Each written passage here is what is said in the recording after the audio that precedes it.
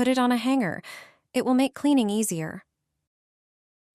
My grandma taught me this trick, and my sisters use it too. It really helped me keep my home tidy. Often a mop can't reach certain spots, it's simply too thick, especially under cabinets or behind the fridge. But I've got a trick that will surprise you. All you need is a sock and a clothes hanger. Yes, just a hanger and a sock. With this method, you'll reach all those tricky places with ease.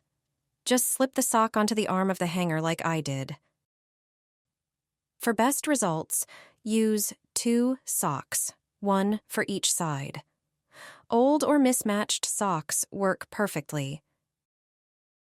Look how simple it is. Now you can easily clean every spot that used to be a struggle. You can reach and remove all the dust under the fridge. No need to move it.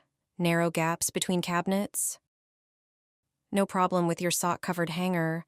Even the wall behind the radiator, which no one ever cleans, will finally get dusted.